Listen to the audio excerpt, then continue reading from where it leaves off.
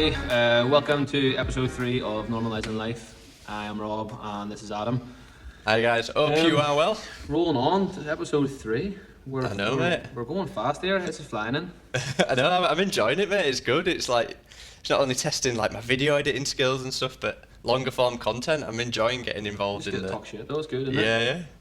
Get everything that we want off his chest for the week. Talk about some funny stories and... Yeah, exactly. Looking forward good. to talk about it and then just get up. Normalising life, isn't it? So- Normalising life. Normalising life, exactly. It's good. We're just going to go in the same structure as last week, so start off with stories in the news, what's in the news, and then go from that. Maybe next after that we'll do the bitter pill to swallow, and after that see how it goes, maybe a new section that we've been thinking of, but we'll keep her lit and see where it goes. Yeah, I'm ready to go, mate. And what has been in the news this week? So I don't know if you've heard about it, but in Northern Ireland and Ireland it's been huge. This story about thousands of explicit images of Irish women leaked. So Okay. we were talking briefly about it last week, me and you, but it wasn't the same thing as we were talking about. So this is actually private images of women who are victims of what do you call that whenever Hacking.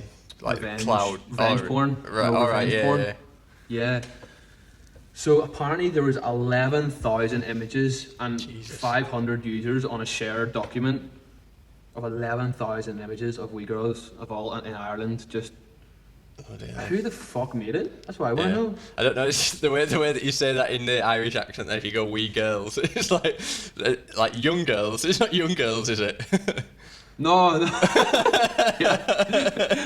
Wee girls just mean like girls. Don't mean like wee girls. That sounds even worse. Yeah, I know. That's what I mean. That's a whole different news story. No, I mean girls of.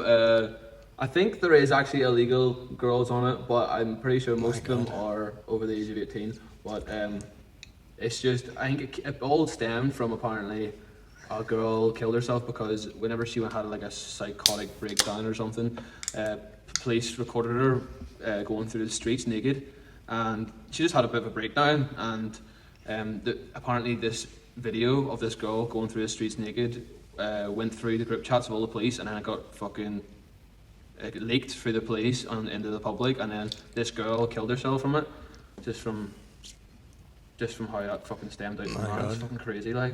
That's so weird. And when you said that at first, I was thinking like more like you see like OnlyFans getting leaked and stuff like that all the time. So I thought it might have been something like that, Yeah. but that's definitely See, that's a whole different kettle of fish. That like, Yeah. see the OnlyFans, like, and then they're saying, "Oh, my thing's being leaked," but you've put it online, love. Like, you put your titties online. If they get leaked, then you sew your own. Like, fair enough, it's not nice for it to happen, but if you want to put yourself out there, earn a few quid, then you have to sort of deal with the repercussions. Like, it's nice. Yeah, it's like because you sort of shooting yourself in the foot, like. Yeah, you mentioned a story I remember on your Instagram a while back, didn't you, about having to explain a girl's dad that explaining to a I completely girl. forgot about that. I'll actually tell it. So whenever I was in work and some guy came up to me and he was saying, "Oh, so my daughter's coming out to Italy, come and stay with me for a few months." And I was like, "Oh, sweet, happy days. What age is she? 19. What did she do?" And he was like, "Oh, that's a problem, Robbie. She's just a bad egg. She's always getting kicked out of school. She can't hold on to a job. She's just fucking hard work, like." And I was like, "Well, what's she trying to do?" And she got kicked out of Asda. She worked in Asda and she got kicked out of there. And then she's really good with social media. And I was like, "Oh, what do you mean, like advertising or what?" And he was like, "No, just social media, Instagram and stuff. But she's got this new thing that she's doing really well with called OnlyFans." And I was like, and my reaction, like my facial expression to him, like he was just looking at me like, and I was like, and then he looked at me like, well, what is it? Like, what are you acting like that for? What is it? And I was like, oh fuck, do you lie to him or do you fucking tell him the truth? And then I mean I can't lie for shit, so I just told him. I was like, oh man, it's so it's like social media, but it's a bit more explicit. Yeah. And they put their like naked pictures sometimes on it. Yeah. And his face just went like a bit red, like oh fuck, and I was like, my soul was just like inside out right now. And he was like, oh, right. It's like, well, that explains why she wanted a camera for Christmas. And after that, I was just like, right, I'm away. I need to go. Yeah, well, it's thinking it's. Yeah, I guess it's classed as soft porn, but I guess there's be definitely accounts on there that take it further than just soft porn. It'd be kind of the for sure. full on thing. Yeah. And yeah, there's like people they make a fortune though. Mate, yeah, I'm not even joking. It's like I've debated it. No, I'm really like. I every time I put a question box on like social media, say ask me anything, 3 or 4 people every time put OnlyFans. And sometimes they're different people. Always guys, but every single time I get at least 3 or 4. Give off that gay vibe though, like you know. Yeah, cheers for that one, mate. I don't know what it is. I don't know why I'm giving off this kind of little bit of a camp hint or whatever, but it's a sexy man, mate. You know? I mean, I'd take that if it. But it's.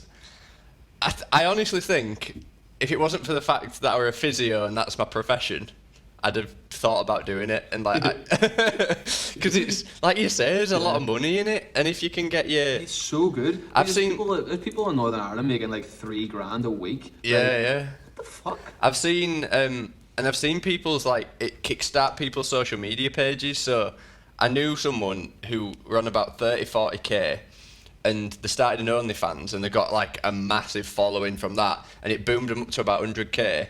And I think they're on about 400,000 maybe now, and they've stopped doing the OnlyFans, but it gave them that kind of kickstart and that boost to actually get going with it. But they always have that. Like, would you not feel really paranoid knowing there's always going to be someone with their pictures of your titties on their fucking phone? Like, I mean, the picture of my titties. If I was doing it and my Wilbur was all over the fucking internet, like I wouldn't like I would never be able to sleep at night knowing that like that is on people's phone screens forever. Like even imagine like down the line, imagine I go into politics, I want to run the country, next minute boom, picture of my dick on the wall, like oh this is fucking our Prime Minister's dick. Like, you can't get away from it. No, you can't. It's not right. Like, you need to keep that slate clean. I mean, I know we spoke a lot about last week about friends and friends that don't support you in what you're doing, but in a friendship group, if someone found out you had an OnlyFans, they would be paying for it and they would be ripping the shit out of you for it, wouldn't they? Yeah, but it'll be alright until you go out for drinks and you're paying for all the drinks, and they'll be like, "Here, get your fucking dick out of here, get the rider fixed on." Very true. That'd be. I mean, but I think people who do it, like, they don't think about it too much. They just think of the money, and then whenever shit hits the fan, and then they could complain about it, but really they don't have a leg to stand on, because if you're gonna fucking put your neck out, then you need to deal with the consequences. I was when I looked into actually OnlyFans as like a platform in itself. It wasn't actually started as like soft porn. It was started for like kind of like a Patreon, like. People pay extra subscriptions for your content. So say for me doing like my physio mobility stuff that I post on Instagram, it might have been that I do a live mobility class, or I do some extra posts on there that people can pay a subscription for. So it's like an extra way of supporting the people who you watch and who you follow, but which is cool, and there is Patreon and stuff that do them kind of things, but I think this is OnlyFans kind of took a turn of, and we allow explicit images, so that's where everybody went. So and then on board came the ditties.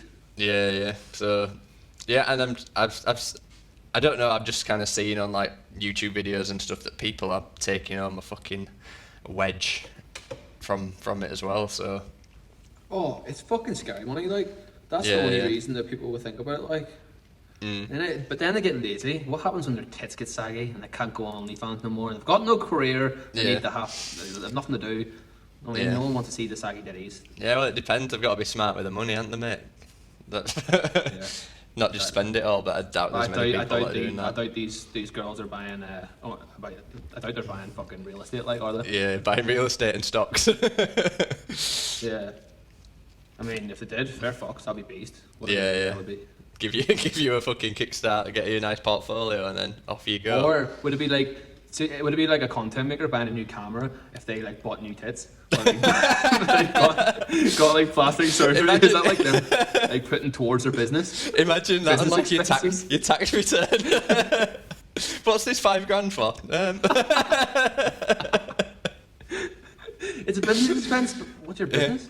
What? OnlyFans? What's this other one? Designer vagina, ready to go.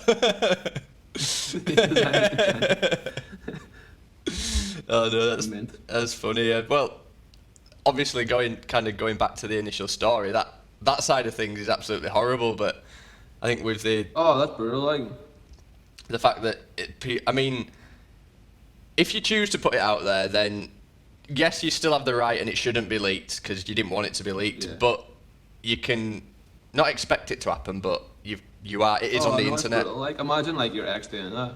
Fuck me, that'd be awful. You must have to really end things bad for them to do that to you. No, I know, yeah. And then but at the same time, like I don't think anyone deserves that. Like that could ruin someone's life. Yeah. But that's the worst thing about it. Like that story is saying, like it's not illegal to do it. Like see all those like pictures, that revenge porn. It's not illegal. Like people get away scot free. Like that's the wrong thing about it. That should be illegal. Yeah, if someone, It's like kind of puts up an image of a girl.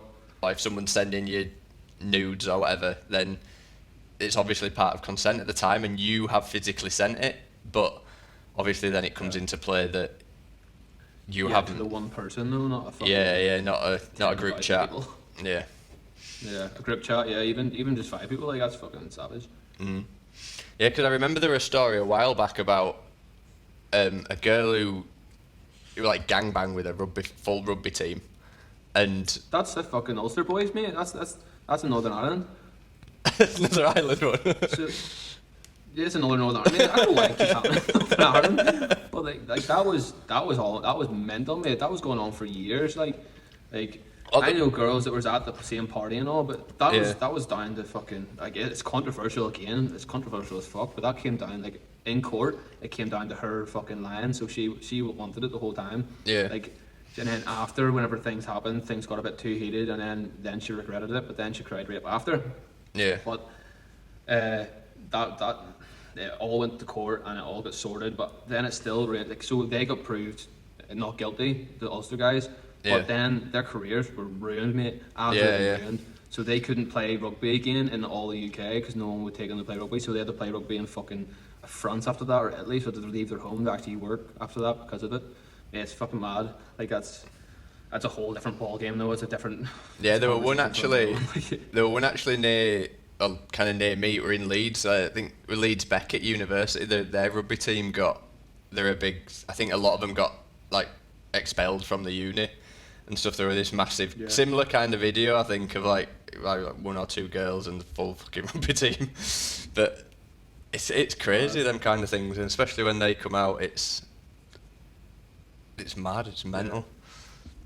It's like one of those things that probably didn't mean for it to get out, but whenever it does get out, it just goes too far, and they have to deal with the repercussions. Like it just be fucking ridiculed for it. Like it just spirals, doesn't it? And it is shit. It's shit on everyone's part, really. But it's like I don't know. I guess this is just kind of again trying to.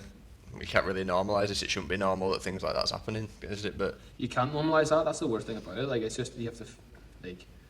It should be illegal, mate. It should be.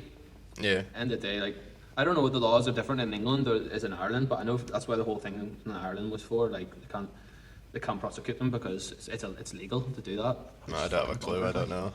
But yeah, I guess should we move on that's to what's on the news anyway? Yeah, that's what's been on the news.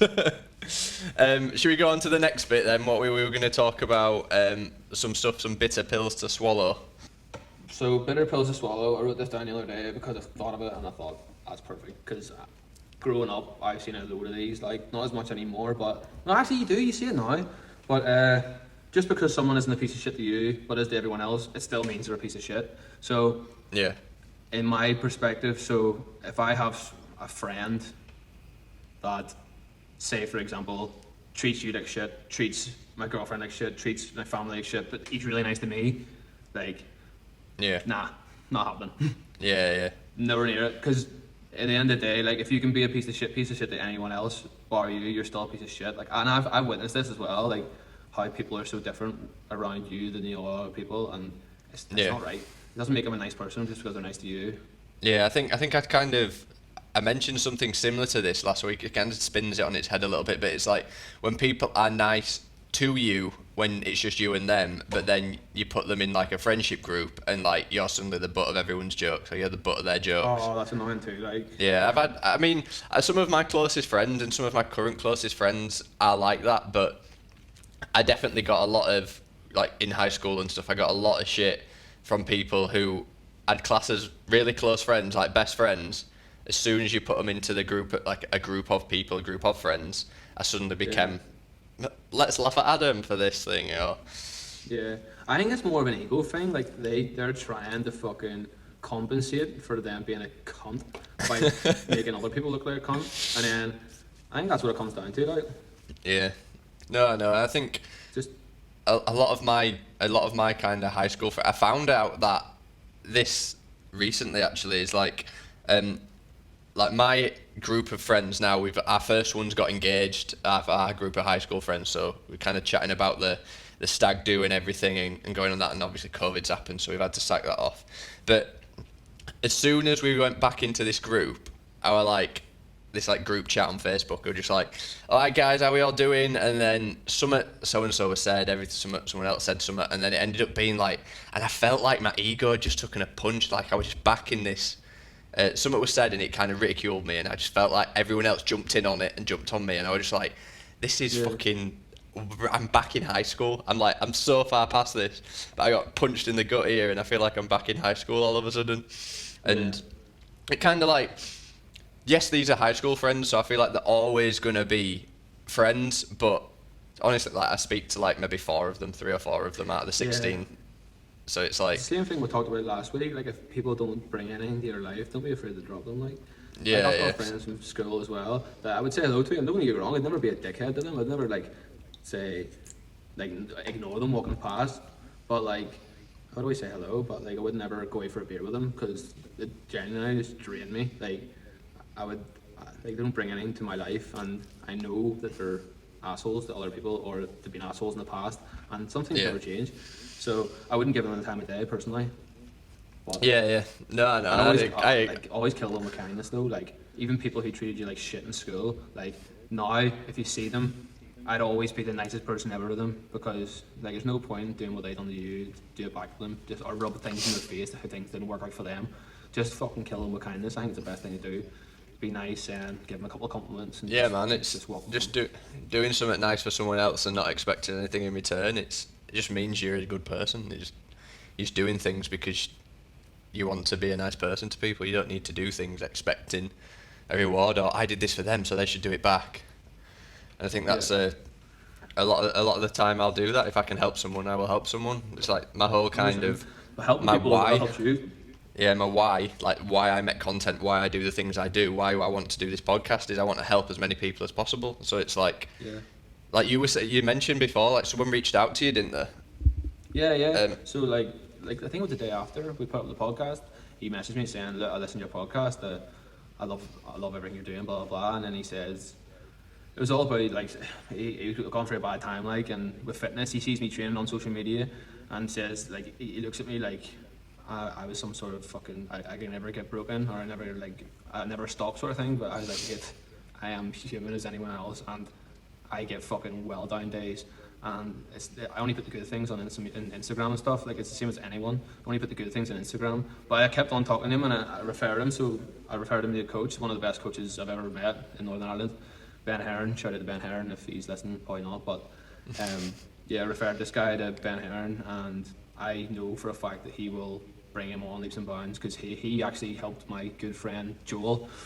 Like, he was in a really dark spot, and Ben Heron, through coaching, through PTing, and he's more of a life coach, because he doesn't just care about progress with the gym, he cares about his life progress, which I love. And he brought my friend Joel, he's dropped 25 kilo in 4 months. I think 25 kilo in 4 months. How fucking mad is that? That's crazy, that. I know, yeah. Going from someone who's I lost 30. It's just changed, like a bit. It's like I lost 30 kilo in.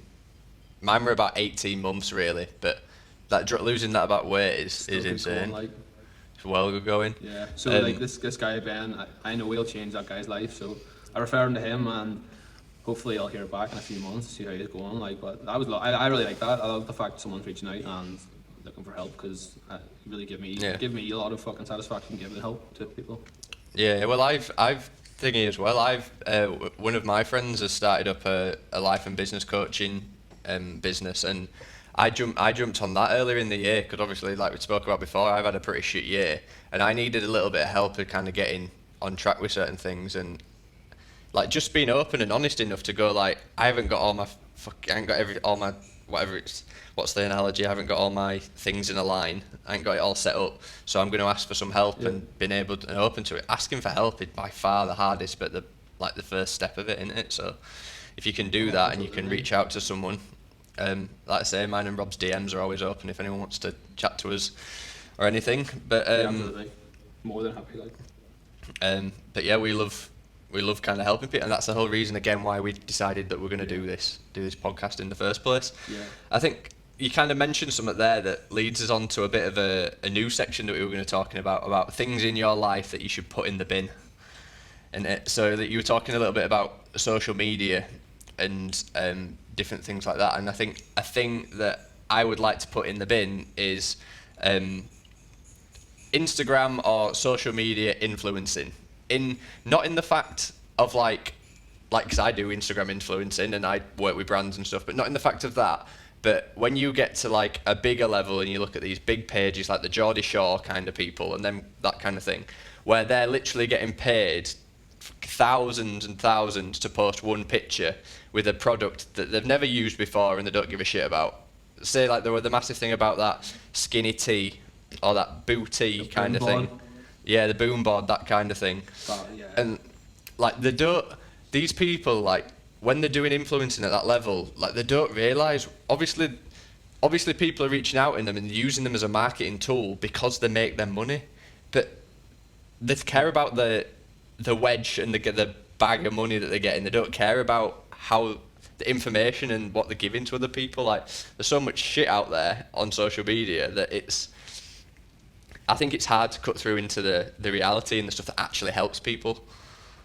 Yeah, 100%. And like all these influencers as well, they don't actually earn as much money as everyone thinks they do either. They just put it on for a show, and this is how they get money. They get money from people who want to sell fucking shit products, and they need them to sell the shit products. So that's how they get their money.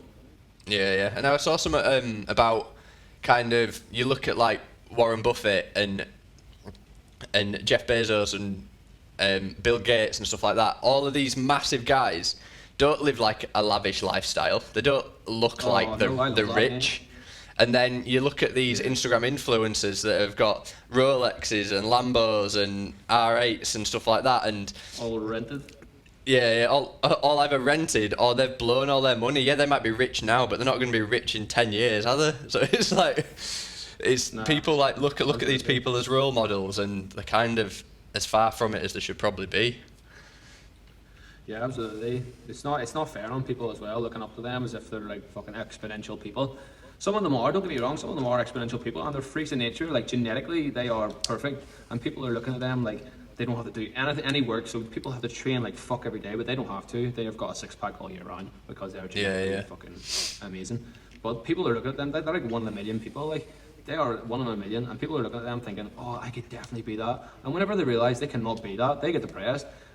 Yeah. It's a circle. Like people just need to stop and just realise about themselves. As long as you're better than yourself than you were yesterday, you're doing something right. You don't have to fucking compare yourself to these people you see on Instagram as if like they're some sort of fucking superheroes. Like just fucking beat yourself. That's quote of the episode. That is, mate. If you're 1% better than what you were yesterday, you're doing fucking good. I think is 100%. is don't get me wrong. I do not do that. I think sometimes I go 5% and then I go back like 10 or 12. Yeah, it doesn't work out the way you think. It is hard to be 100%, but if you are like 100% better, but if you are kind of sitting at that lower point and you want to just, I don't know, if you're trying to lose weight, it might be that you literally put your shoes on, your running shoes on, if you're going to go for a run, or you get yourself to the gym if the gyms are open. It might just be that for the first day, and then the next day you go in, you do 1 set of weights, and then you go home. The next day you do 2 exercises, and then go home.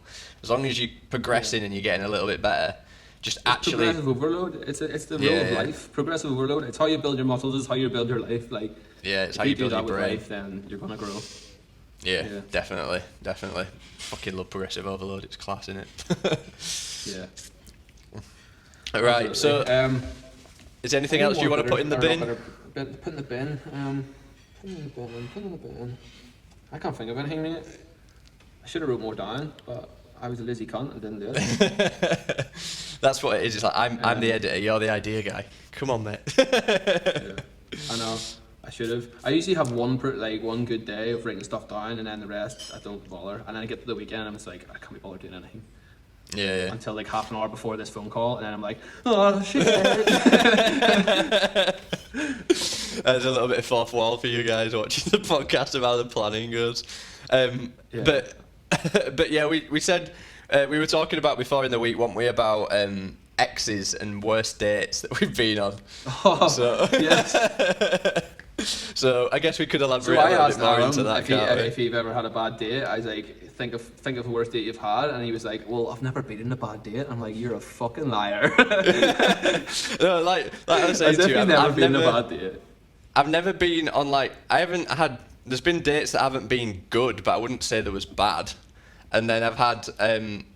I've definitely been a bad date as well. Like I think that's part and parcel of having a bad date. I've been I've been in ones before who fucking the girl didn't bring their purse out with them, like to the date. They just jump in the car and they're not have a purse on. I'm like, you okay, love? It's okay, I'll get this. Yeah. Fucking bitches. Get that, yeah. like. No, that's. I mean, I've never been on one where a girl has not offered to pay, to be honest, which is good. Probably say it's decent chance. No, not even offer to pay. Not bring her purse. Don't bring her purse. Had no intentions of paying. No, well, mine was. I would say it was like maybe the second. Someone who I wasn't going out with. So I met my first girlfriend at 16, and I was with her until I went to uni just before I was 19. So nearly 4 years, and then. When I went to uni is when I went on my kind of what I would class really as my first proper date. So I'd never really been on a date before, and I went out with this girl. We went to the cinema, as you do. It's the shittest first date ever. But that's where my part was.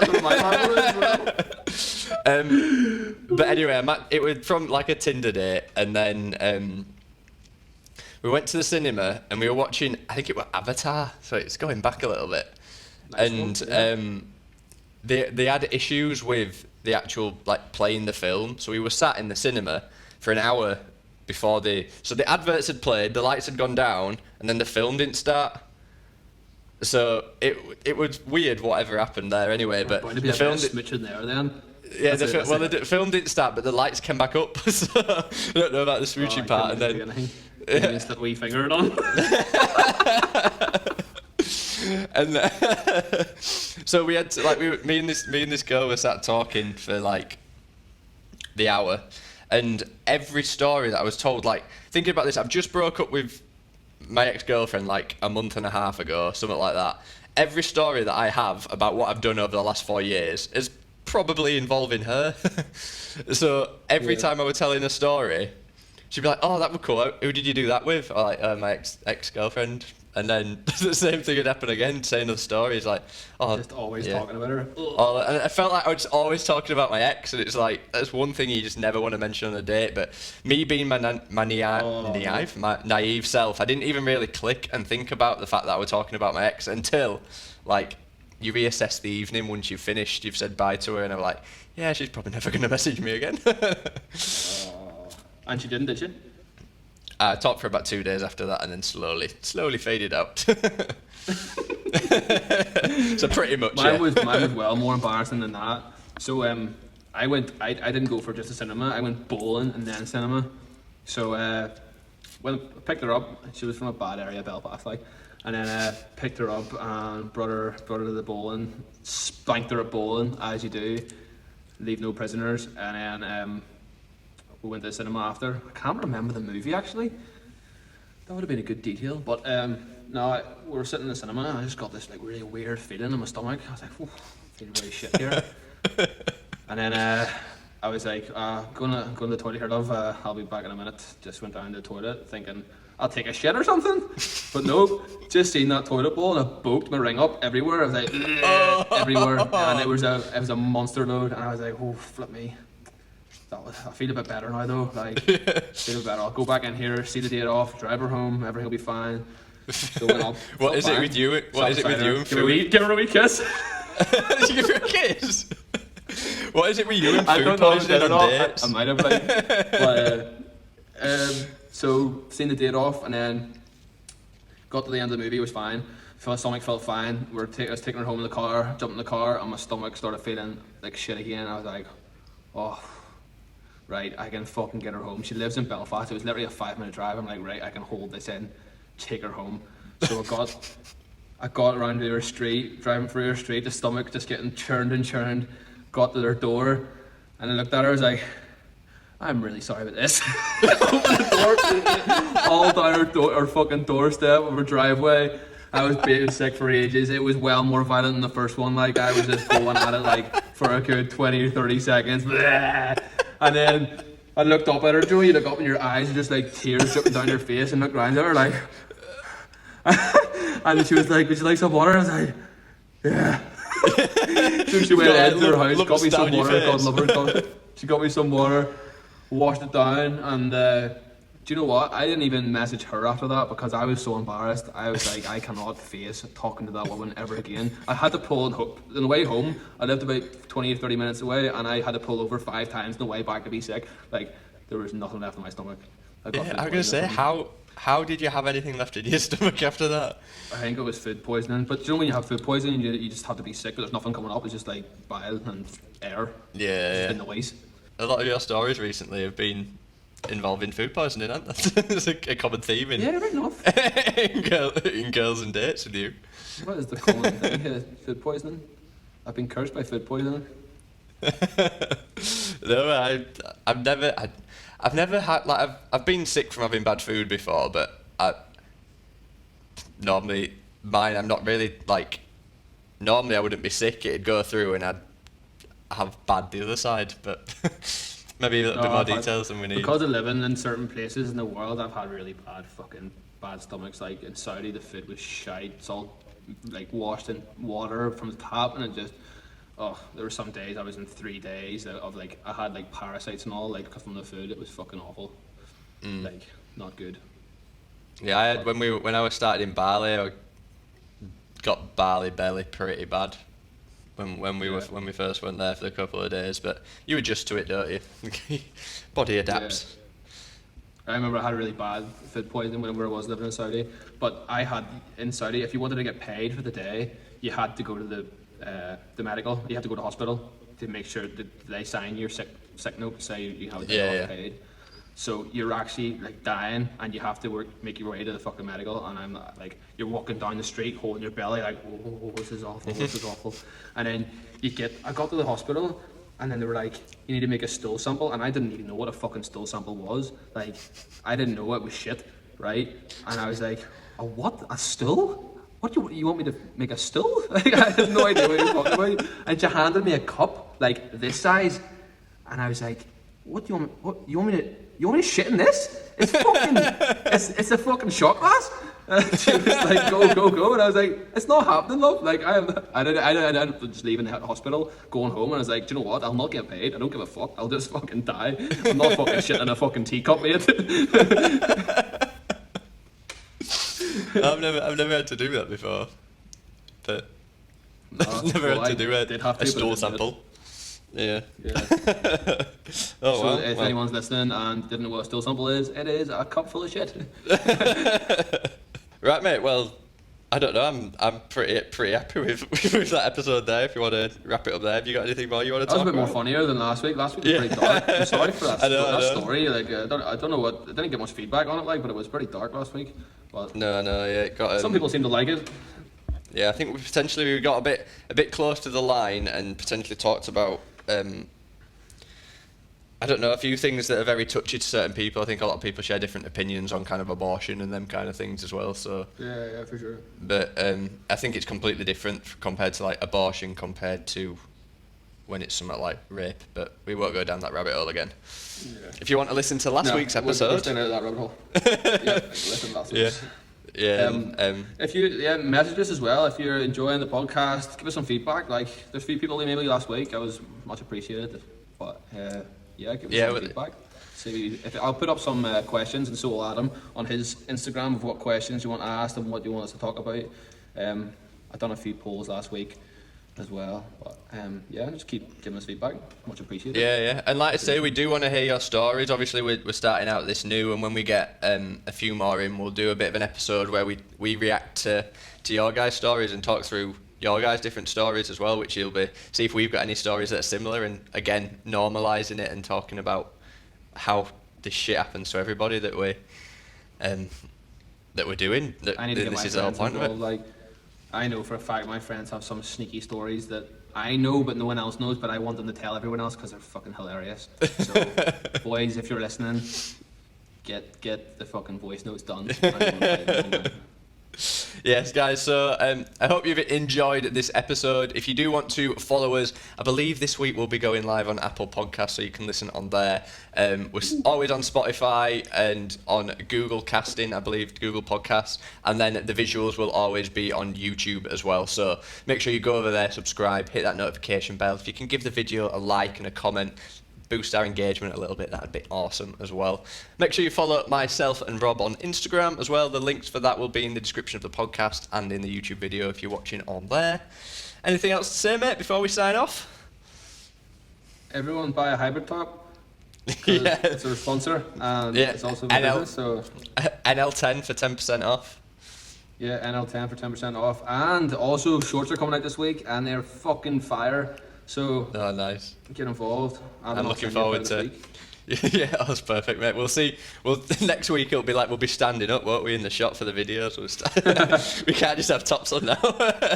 Yeah, just stand up the whole time. Yeah. Right, guys. It's been awesome chatting today. I think we've covered some really good stuff there. So we will see you next week. See you there, guys. Bye.